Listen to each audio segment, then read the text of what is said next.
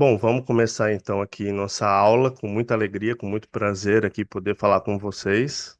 É uma noite muito especial para a gente. A gente vai falar de comida, de novela, coisa boa, né? Essa noite eu estou aqui com a professora também, Simone de Paula. Ela é semioticista, psicanalista. Ela vai participar das nossas discussões aqui também, certo? A gente era para estar com a professora Isabela, mas houve um problema. Bom, um professor, fica até uma homenagem aqui a um professor, colega nossa que partiu hoje, então por essa razão ela não pôde estar aqui com a gente, tá? Mas fica a nossa homenagem, nosso abraço apertado. Eu vou começar aqui apresentando então um pouco da gente. Eu sou o Thiago, vocês devem ter visto pelo perfil da Paulistana Desvairada, quem entrou pelo perfil, né? Mas, enfim, eu fiz doutorado em literatura, trabalho com gastronomia hoje, né? Sou responsável pelo Paulistânia Desvairada, que é o nosso projeto cultural gastronômico, e nosso restaurante aqui também, que fica em Sousas, Campinas. A gente faz vários eventos também, né? Sempre nessa linha. E esse é o nosso primeiro online.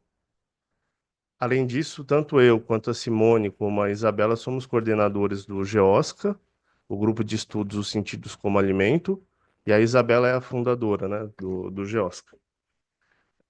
Inclusive, quarta-feira tem uma reunião nossa que vai ser sobre os ultraprocessados. Quem quiser participar, fica à vontade. Depois manda uma mensagem para a gente, tá?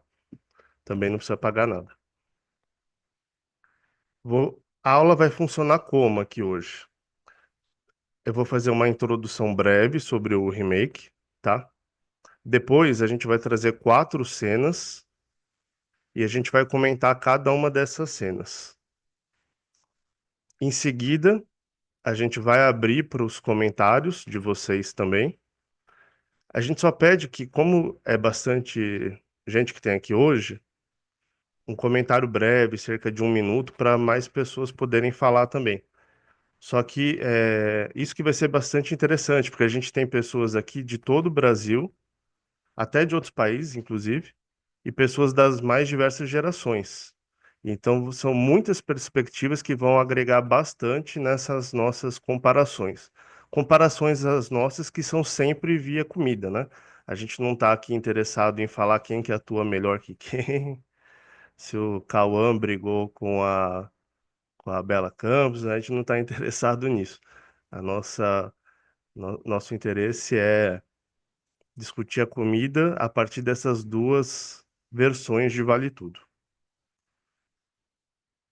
A bibliografia dos conceitos que a gente trazer aqui, a gente vai mandar depois pelo WhatsApp, tá? Eu adicionei o WhatsApp que vocês me mandaram, fiz uma lista de transmissão.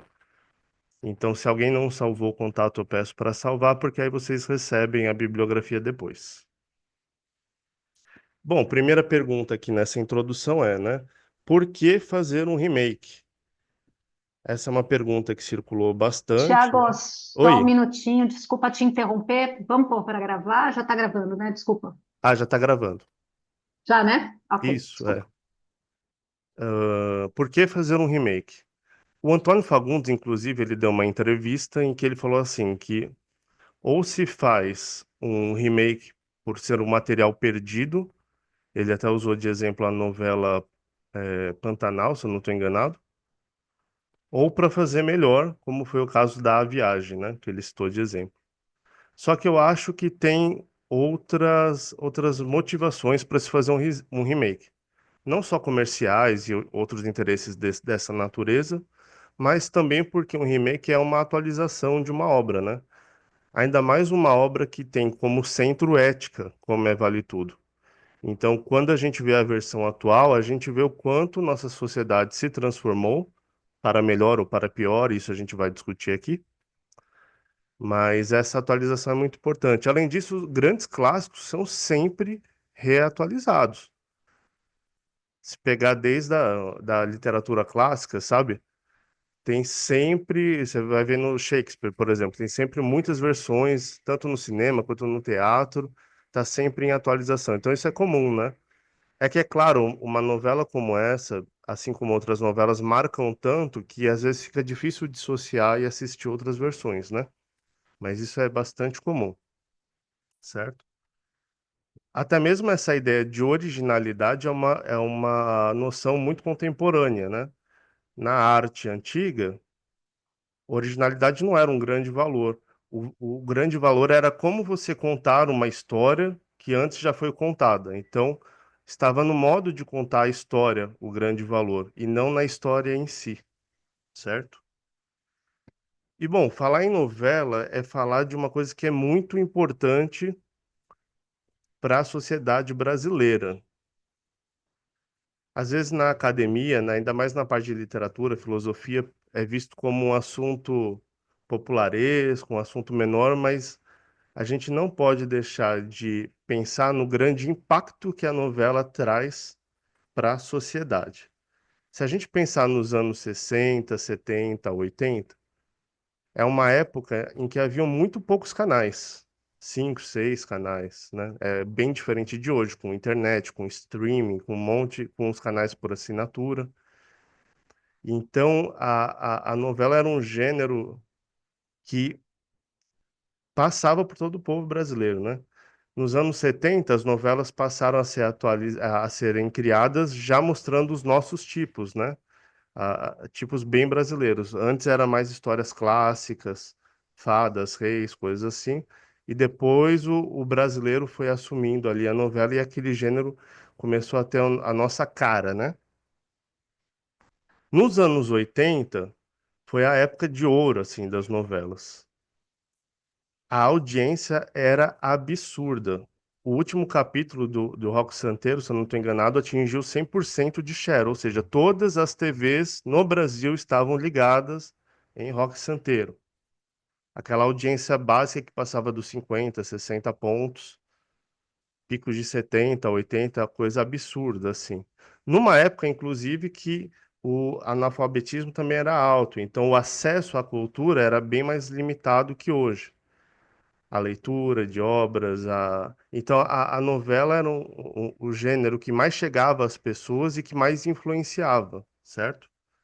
Então é importante a gente partir desses princípios de que o remake ele é uma atualização, então a gente aqui está falando de duas versões. Não nos interessa falar de atuações aqui, quem que atuou melhor ou pior, enfim. E também que esse é um gênero brasileiro e que expressa muito sobre a gente. Então, esses são os principais pontos dessa introdução. A primeira cena que a gente vai aqui debater é sobre a comemoração de Ivan, que aparece no segundo capítulo, se eu não estou enganado, né? O Ivan, de 88, ele está sendo servido pela empregada negra. As personagens pretas, elas apareciam sobretudo nesses papéis, né, de empregada ou sempre assim, né? Não havia o protagonismo, né? E já na versão de 2025, quem faz a comida é o Bartolomeu, que ele até brinca que ele é o mestre Cuca e tal, e ele se senta à mesa, né? A personagem da empregada não existe mais aqui, e ele entrega para a mulher dele, que serve todo mundo à mesa também. O que eu gostaria de trazer aqui para vocês dessa cena é o quanto uma obra de arte ela tanto reflete como refrata a sociedade. O que que significa isso? Isso é um conceito que vem do Bakhtin.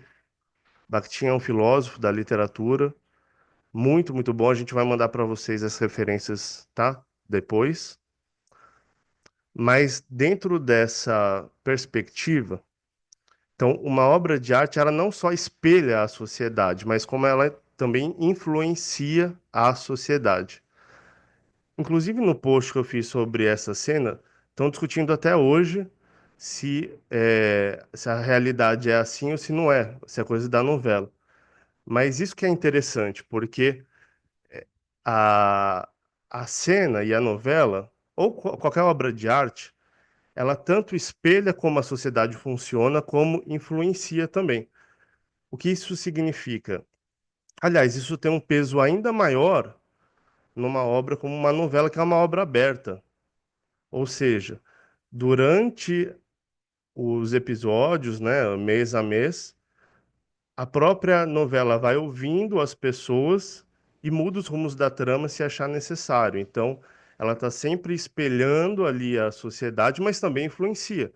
Se a gente falar no corte de cabelo da Simone, na época que muita gente passou a fazer, mas se a gente falar de outras novelas também, o Clone, a maquiagem da Jade, quanto isso não ditou uma moda naquele período? Ou, por exemplo, a novela A Viagem, em 94, fez com que tivesse um boom enorme da literatura espírita, como nunca antes teve.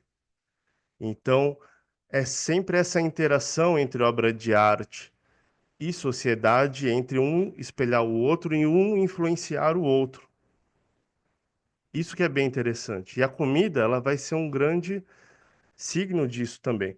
Eu coloquei aqui no meio uma diferença aqui entre essas duas versões de uma matéria de 2015, que foi quando foi assinada aquela lei das domésticas. Então, esse é um fator muito importante de mudança na sociedade. Daqui a pouco, na próxima cena, a gente vai mostrar para vocês uma linha do tempo com muitas transformações importantes nesse período. E essa é uma delas. Eu até peço para que vocês comentem assim nos comentários o que vocês acharam também dessa mudança. Vocês podem ir comentando no chat, tá? Que a gente vai lendo e comentando, ou depois, mas com certeza a gente vai ler todos os comentários. Agora eu vou passar a palavra um pouco para Simone comentar um pouco dessa cena. Então, enquanto você trouxe o Martinho, eu trouxe um outro, né, um outro olhar de um semioticista, o Roland Barthes, porque o Barthes coloca que tudo que passa por uma linguagem toma um certo caráter de mito. Não como os antigos mitos, enfim, que a gente tem como referência, né, greco-romanos e tal, mas tudo passa por uma lógica de mitificação, né? E ele traz uma frase que é muito interessante, que ele fala que o mito tem efetivamente uma dupla função. Ele designa e notifica, faz compreender e impõe alguma coisa. Então, como você vinha falando, né, Tiago, o que que a gente tem da nossa sociedade colocado aí, né, o que está imposto? A gente não vai ter nunca uma relação do que é verdade e o que não é verdade, porque, afinal de contas, né, é uma obra justamente para entreter e para transmitir alguma coisa, para definir alguns parâmetros da nossa cultura. Hoje mais cedo a gente estava falando um pouco dessa cena, eu estava pensando muito na questão dos enquadramentos. Tem uma questão técnica, né, por conta do tamanho das telas que hoje a gente tem, enfim, em 88 o que a gente tinha ali, mas nitidamente, né, por mais parecidas que essas duas imagens estão colocadas aqui, e aí, usando até o Bart, que ele traz para a gente toda a questão de como que um prato de comida reflete uma sociedade e o que desse prato de comida vai falar das relações de poder. Então, é exatamente o que a gente está falando aqui, né? Qual a relação de poder? Não, né? Que hierarquia está colocada nessa mesa, né? Como os pratos estão dispostos, que comidas que estão aí, o que é a representação dessa sociedade a partir da comida que ela come, né? É o suco de laranja ou a água, né? É uma cestinha com uma toalhinha, com os pãezinhos, para dizer que tem aí algum tipo de sofisticação nessa mesa, né? Essa relação onde, aparentemente, na cena agora de 2025, né? As pessoas levantam para se servir, então acho que a questão principal para a gente, quando a gente pensa, especialmente numa telenovela, é a questão da verossimilhança. Se isso me parece real, eu compro que isso é real. E eu vou ver, né, praticamente todas as noites na minha casa, uma situação familiar. E essa situação vai me dizer que é assim que o brasileiro vive. Então, o que era o universo da família, a classe média brasileira em 88 e o que é hoje? Que mistura tem essa? Será que isso é verdade? Não é? Não importa, mas isso tantas vezes vai sendo repetido que ele passa a ser verdade. Depois a gente vai mandar para vocês e tal, mas acho que tem algo que é próprio do nosso tempo, né? Que é mais forte ainda, que é a questão que a gente vai falar, inclusive nas próximas cenas também, que é a questão do espetáculo. Hoje, mais do que signos ou significantes que vão sendo mitificados por serem deslocados, ah, né, de uma situação real para uma situação, vou chamar midiática, né? Mais do que só essa questão da mitificação, ou seja, vai tomar um ar de símbolo para a gente, ainda tem a questão da sociedade do espetáculo. Tudo está sendo colocado aí, né, de uma forma diferente do que está sendo mostrado. A gente vai ver nas outras cenas e tal, o olho da câmera, ele vai captar alguma coisa a mais do que o olho da câmera de 88. O olho da câmera de 88, ele registrava, era o olho que, na verdade, estava trazendo para a gente como a gente olhando, sei lá, com uma luneta, seja numa janela indiscreta, seja um planeta, a gente estava olhando de fora alguma coisa que a gente não tinha acesso, então a gente vai lá. Agora, o nosso olho quer chegar no ingrediente que está naquela comida. Né? Então, a gente passou por um lugar de observador, a gente saiu de um lugar de observadores para um lugar de querer estar realmente misturado com aquilo que está vendo. A gente, nas próximas cenas, eu vou trazer um pouco mais dessa questão psicanalítica, o quanto isso acaba sendo até mais perverso do que outra coisa, porque é como se a gente quisesse se apropriar daquilo agora que a câmera mostra. Acho que é isso, Thiago. Só uma coisa, gente, que eu recebi uma mensagem aqui do Zoom falando que tem mais 5 minutos, o que eu não estou entendendo nada porque a gente tinha assinado o plano Pro justamente para poder fazer a aula. Então, talvez eu tenha que gerar um novo link. Se alguém souber o que aconteceu, manda no chat, ajuda a gente. Porque a gente tinha feito justamente para poder não ter essa interrupção, né? Mas eu acho que eu já vou criar o link aqui para não interromper a gente na sequência. Então, Simone, se você Tá? quiser E continuar aí, falando. inclusive, ia te falar, você já joga no chat, aí todo mundo já vai ter, já consegue copiar esse link. Então, agora essa estética do protagonismo dos sujeitos comuns na televisão brasileira contemporânea é a questão que justamente leva todo mundo a estar aparentemente performando, né? Então, as pessoas mais do que se relacionarem, eu acho que isso a gente vai trazer em outras cenas da novela, mais do que elas se relacionarem, elas estão num lugar de performance, né? Elas performam a si mesmas como personagens, né, Thiago?